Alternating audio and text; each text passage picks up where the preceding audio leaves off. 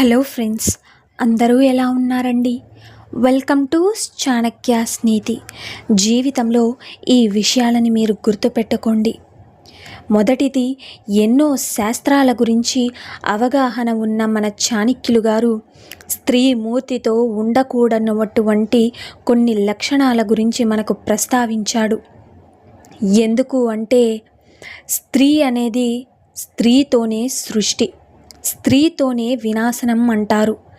ఈ నేపథ్యంలో స్త్రీలో ఏ లక్షణాలు ఉండకూడదని ఆచార్య చాణక్యుడు చెప్పాడో ఇప్పుడు మనం తెలుసుకుందాం. మొదటిది అహం.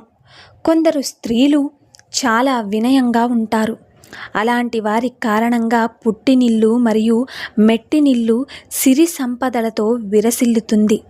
కానీ కొందరితో మాత్రం అహంకారం ఉంటుంది. అహంకారం వలన వారికే కాదు, వారి బంధువులకు కూడా ప్రమాదమే. స్త్రీలోని అహంకారం వినాశనానికి దారితీస్తుంది.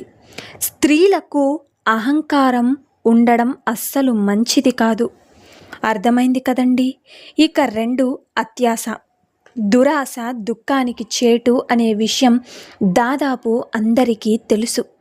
దీనిపై పురాణాల్లో ఎన్నో కథలున్నాయి. అయితే సంతృప్తి లేని స్త్రీ ఎప్పుడూ అశాంతి, ఆందోళనతో జీవిస్తుంది. అయితే దీని ఫలితంగా నిత్యం తన భాగస్వామితో మరియు పిల్లలతో కోపంగానే ఉంటుంది. ఆమె ప్రతిరోజు ఒత్తిడితోనే ఉంటుంది. తన కుటుంబం పురోగతిని ఈ విధంగా ఉన్న స్త్రీ ఇంట్లో అస్సలు సాధించలేరు. ఇక 3వది కోపం. స్త్రీలకు కోపం ఉండడం సహజమే.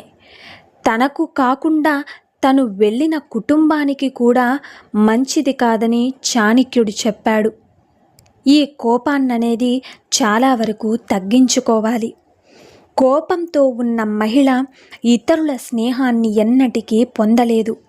ఇతరులతో ఉన్న సంబంధాలు నశించడమే కాదు, బంధువర్గాల్లో లేనిపోని గొడవలు కూడాకి దారితీస్తుంది.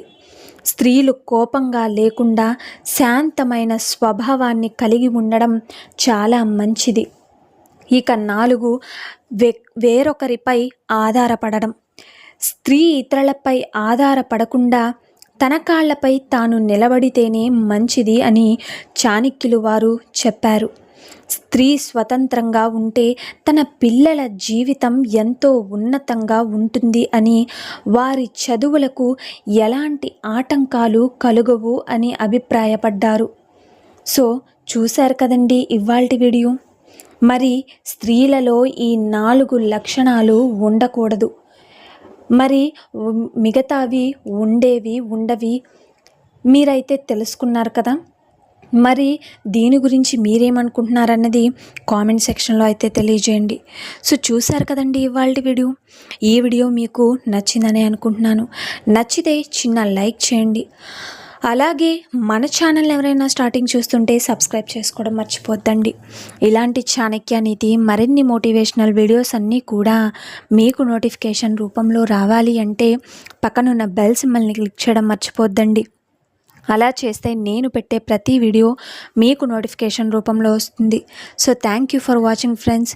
రేపటి వీడియోలో చాణక్యులు గారు ఏ మంచి మాటలను, ఏ మంచి సూక్తులను మనకి చెప్పబోతున్నారు అన్నది మనం రేపటి వీడియోలో అయితే తెలుసుకుందాం.